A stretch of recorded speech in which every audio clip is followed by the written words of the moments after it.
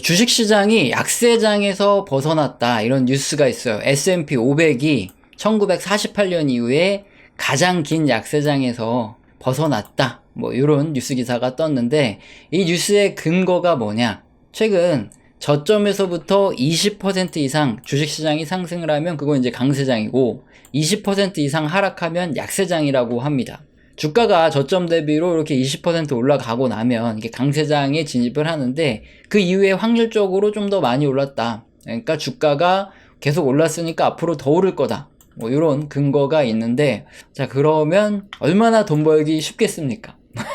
그래서 내가 앞으로 더 할 것 같아서 딱 사는 시점에 대부분 딱 고점이죠. 그런 거 이제 조심해야 되는 거고, 또 반대되는 뉴스 기사도 있죠. S&P 500이 뭐 공식적인 수치적인 강세장에 진입은 했지만 좀 안 좋은 부분도 있다, 이런 뉴스 기사인데, 강세장인데 기술주가 대부분 강세를 보이고 있다. 그런데 기술주들은 대부분 막대한 밸류에이션을 받고 있다는 거예요. 이익에다가 PER이라 그러죠. 어떻게 보면 프리미엄인데, 높은 프리미엄을 받고 주가가 형성되어 있는데, 여기서 문제 첫 번째는 이익 추정치가 점점 하향되고 있다. EPS에다가 PER을 곱해가지고 주가가 나오는데 EPS가 줄어들면 생각보다 빠르게 주가가 떨어질 수도 있다, 이 문제고, 두 번째 문제는 기술주들의 법인세가 인상돼가지고 이익이 줄어들 수도 있는 문제를 간과하고 있다. 세 번째는 미국의 이자율이 굉장히 높다, 그리고 앞으로 더 증가할 수도 있는 이런 상황이기 때문에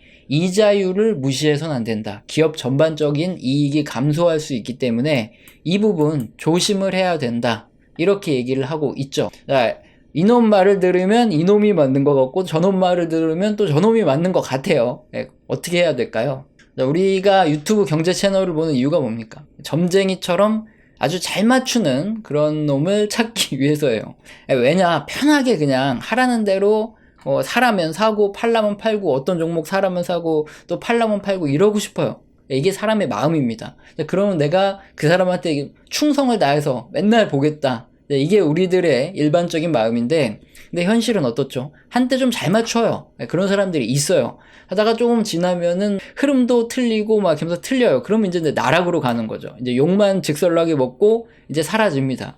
그럼 이제 또 다른 놈을 또 찾죠. 그러면 또 걔도 한때 잘 맞추다가 또 틀려서 나락가고, 이러다 보면은 현실적으로 이게 점쟁이 같은 전문가들은 없구나, 요거를 깨닫고 이제 경제 채널은 잘 안 본다, 이런 경지에 도달을 하신 분들이 꽤 많죠 지금. 그런데 이게 답이 아닙니다. 유튜브 경제 채널은 나에게 잘 맞는, 즉 돈 벌 확률이 높은 방법을 찾아가는 거예요.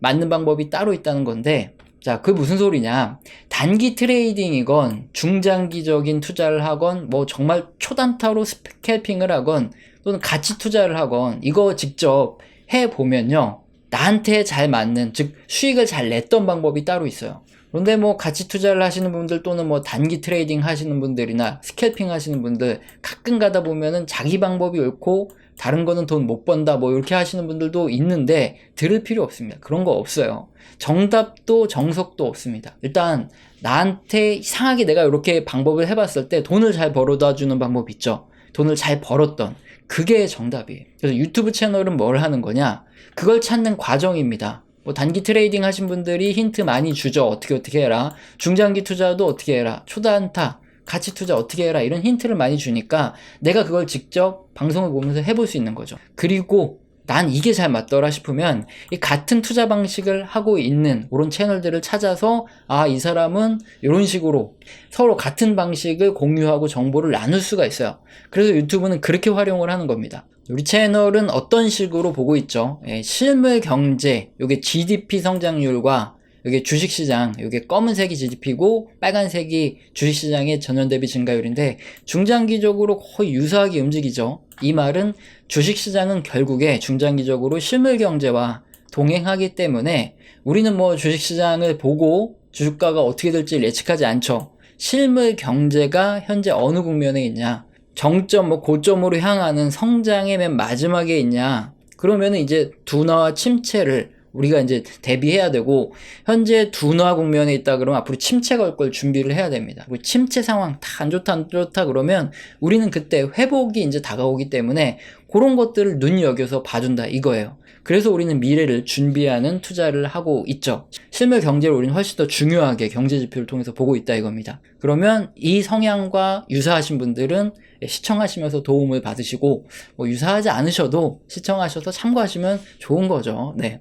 이번 달에 또 발표된 경제 지표를 보면서 지금 경기 흐름이 어떻게 되는지 한번 확인해 볼 건데, 인구조사국은 매월 월간 도매거래 지표를 발표해요. 이제 소매상이 있고 도매상이 있는데, 도매 지표에서는 이 온라인 쪽에서도 공급을 또 하기 때문에 지금은 어떻게 보면 도매 거래가 조금 더 중요한 역할을 합니다. 소매 판매 같은 경우에는 이제 점포가 있는 이쪽이 주로 집계가 되기 때문에 어떻게 보면 월간 도매 거래가 조금 더 지금 유용할 수 있다. 이건 좀 기억을 해두시고 좀 이따 보다 보면 이해가 되세요.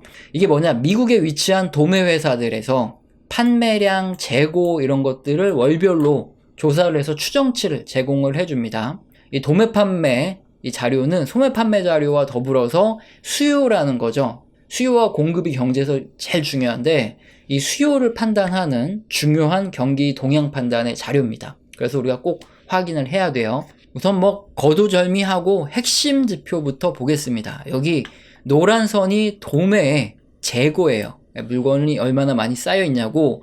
녹색이 도매 판매입니다. 도매 재고는 실물 경기와 동행을 하고요. 도매 판매는 실물 경기에 선행합니다. 왜 그럴까요? 일단 기업들에서 뭔가 제품을 막 판매를 하다가 판매량이 아주 미세하게 변화하는 것들은 뭐 대표자들이라든가 구매 담당자들, 임원들은 알고 있죠. 그럼 일단 잘 안 팔리겠다 싶으면 그 다음에야 재고를 줄인다거나 그런 액션을 취할 수 있기 때문에 판매량이 가장 선행해서 움직이고 그 다음에 재고가 뒤따라서 움직입니다.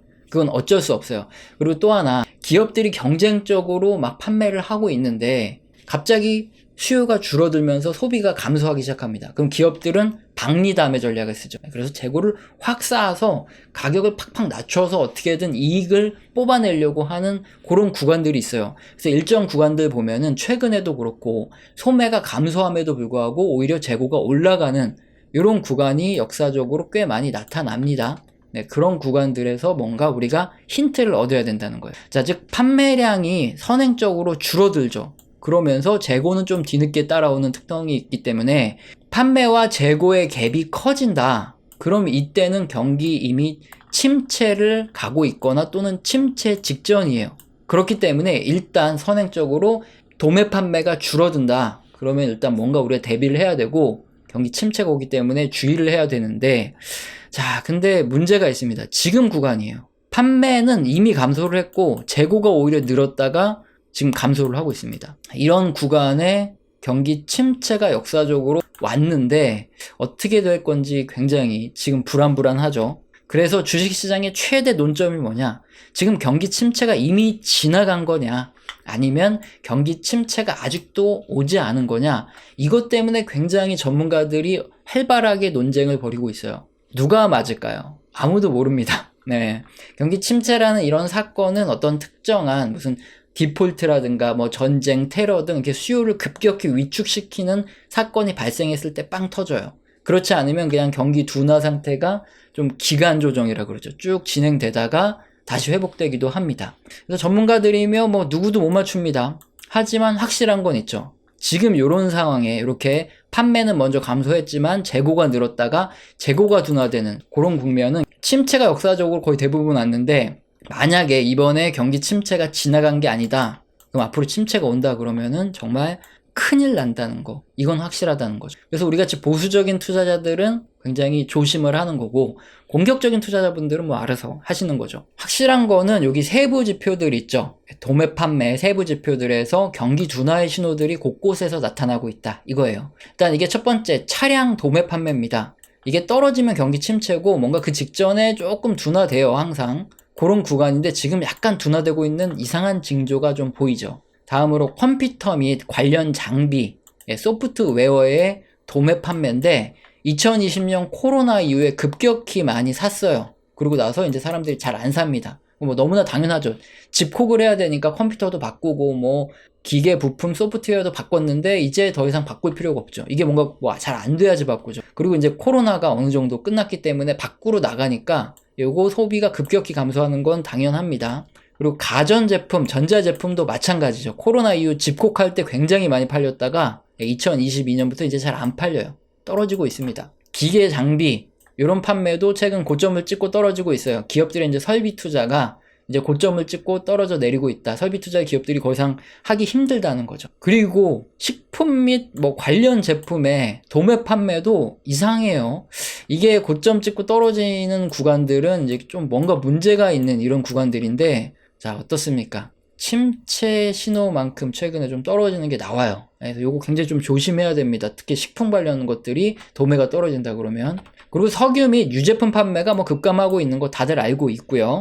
자, 이렇게 전체적인 도매 판매를 한번 확인해 봤는데 대부분의 품목에서 판매량이 둔화되고 있거나 감소하고 있어요. 자, 그래서 재고 또한 박리담회로 쫙 찍어내서 경쟁하다가 그래도 안 되겠으니까 재고를 결국에 기업들이 줄이고 있는, 즉 실물 경기가 둔화에 접어섰다는 게 확실한 부분들이 나타나고 있죠. 자, 그렇다면 이건 역사적으로 경기 침체가 오거나 앞으로 온다는 신호들인데 뭔가 굉장히 위험할 수밖에 없는 구간이죠. 그래서 앞서 살펴본 이 뉴스 기사처럼 실물 경기에서 판매, 즉 수요가 감소하는데 주식시장만 강세장이 펼쳐진다? 이게 긍정적인 뉴스일까요? 이게 가능할까요? 경기 침체를 지나서 만약에 돈풀기를 해요. 그래서 주식시장이 확 상승을 합니다. 이걸 뭐라 그러냐면 금융장세라 그래요. 경기 침체가 와서 막 다 죽어나가는 판국이니까 어쩔 수 없이 제로금리 맞추고 돈풀기 하고, 그러다 보면 주가는 먼저 반응해서 올라간다 그러면 저는 무조건 주식 사라고 말씀드릴 거예요. 그런데 그게 아니라 지금 실물 경기 침체도 아직 뭐 안 왔죠. 아직 안 왔다고 밖에 볼 수 없어요. 왜냐면 이제 뭐 돈풀기를 하거나 그런 단계가 아니라 오히려 돈을 줄이는 단계니까. 그런 상태에서 주식시장만 상승한다. 이거는 강세장이 아닙니다. 단기적으로 주가가 뭐 상승하는 가능성도 좀 있기 때문에, 뭐 제가 뭐 주식시장을 정확하게 맞출 수 없지만 변수가 많아서 어쨌든 이거는 좋은 징조는 아니에요. 자, 우리 의견은 동일합니다. 실물 경제와 주식시장은 이렇게 중장기적으로 동행해서 움직여요. 그런데 역사적으로 대세 상승장은 언제냐? 항상 실물 경기가 회복될 때, 그때 주식시장에서도 대세 상승장이 오더라. 이건 확실하다는 거예요. 그럼 오히려 지금은 실물 경기가 둔화되고 있기 때문에 대세 상승장이 오기 힘들죠. 다시 이게 뚝 떨어졌다가 둘 다 올라가는 뭐 요런 구간들에서 제가 여러분한테 확실히 이제 대세 상승장입니다 말씀드릴 거예요. 그때 투자해도 충분합니다. 굳이 뭐 이게 떨어지고 있을 때 이런 박스친 구간들에서는 조심하는 게 좋다는 거죠. 뭐 이거는 단기 투자하시는 분들한테는 해당되지 않을 수 있어요. 지금 오히려 주식시장이 좋을 수 있으니까. 하지만 중장기 투자하시는 분들은 꼭 참고하시길 바랍니다. 우리 채널에서는 영상 시청하시고 도움이 되셔서 후원 주시는 감사하신 분들이 계십니다. 제가 감사합니다라고 말로만 때우지 않고 소통을 제대로 해요. 제가 한 달 교육을 매주 진행하고 있습니다. 여기에서는 거시경제 사이클뿐만 아니라 각 산업의 사이클, 그리고 거기 속한 종목들에 대한 얘기도 나옵니다. 영상 하단에 설명란 읽어보시고 해당되시면 메일 주시길 바랍니다. 오늘 영상도 마음에 드셨다면 구독과 좋아요는 꼭 눌러주시고 지속적인 시청 부탁드립니다. 감사합니다.